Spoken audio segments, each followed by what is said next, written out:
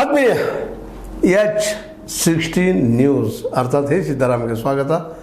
ನಾನು ನಿಮ್ಮವ MI ಅಥವಾ ಮಲ್ಲಪ್ಪ ಜೋತಾವರ್. ಆದ್ಮೇಲೆ BDCC ಬ್ಯಾಂಕಿನ ಈ ಒಂದು ಸಮಯ, ಇಲೆಕ್ಷನ್ ಸಮಯ, ನಿಜವಾಗಿಯೂ ಬೆಳಗಾವಿ ರಾಜಕೀಯಕ್ಕೆ ಹೊಸ ವ್ಯಾಖ್ಯಾನ ಕೊಡ್ಬೋದಾ?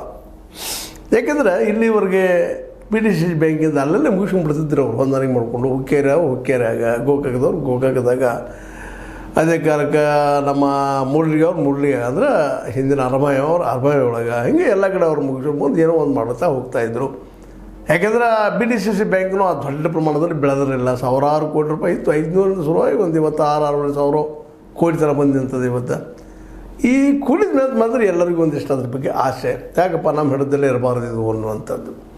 ಹೀಗಾಗಿ ಆ ದಿಶೆಯಲ್ಲೇ ಕತ್ತಿ ಜೊಲ್ಲೆ ಜಾರಕಿಹೊಳಿ ಅವರು ಇವ್ರ ಮಧ್ಯದಲ್ಲಿ ತಿಕ್ಕಾಡ ಶುರುವಾಗಿಬಿಟ್ಟು ನಾವು ಹಿಡಿಬೇಕು ಜೊತೆ ಒಂದಿಷ್ಟು ದೂರ ನಿಂತ್ಕೊಂಡು ನೋಡುವಂಥ ಇವತ್ತು ಪ್ರಕಾಶ್ ಹುಕ್ಕೇರಿಯವರಾಗಿರ್ಬೋದು, ಲಕ್ಷ್ಮಣ ಸವದಿಯವರಾಗಿರ್ಬೋದು, ಇನ್ನುಳಿದವರು ಅದೇ ಕಾಲ ಉತ್ತಮ್ ಪಾಟೀಲ್ ಅಂತವರಾಗಿರ್ಬೋದು, ಮಾಂತೇಶ್ ನಮ್ಮ ಕವಟಿಗೆ ಮಾಡೋಂಥವ್ರಾಗಿರ್ಬೋದು, ಇವ್ರು ದೂರ ಇದ್ಕೊಂಡು ನಮ್ಗೆ ಬೇಕಾದ್ರೆ ಒಂದು ಸ್ವಲ್ಪ ಹೊತ್ತಾಗಿಸ್ಕೊಂಡು ಏನೋ ಸಾಲ ಇಸ್ಕೊಂಡು ಸುಮ್ಮನೆ ಇರ್ತಿದ್ರು.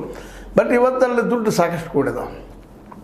ಇದನ್ನು ಯಾರು ಹೊಡ್ಕೊಂಡು ಹೋಗೋದಾಗಬಾರ್ದು, ನಮ್ಮ ನಿಯಂತ್ರಣದಲ್ಲಿರಬೇಕು ಅನ್ನೋದು ಎಲ್ಲರ ಆಶೆನ. ಹೀಗಾಗಿ ಆ ದಿಶೆಯಲ್ಲಿ ಕತ್ತಿ ಮತ್ತು ನಮ್ಮ ಜಾರಕಿಹೊಳಿ ಕುಟುಂಬದ ಮಧ್ಯದಲ್ಲಿ ಅಥವಾ ಅದರಲ್ಲೂ ಮುಖ್ಯವಾಗಿ ಜೊಲ್ಲೆ ಅವರಂತೂ ಇಲ್ಲ ಹಿಂದಿನ ಎಲೆಕ್ಷನ್ದಲ್ಲಿ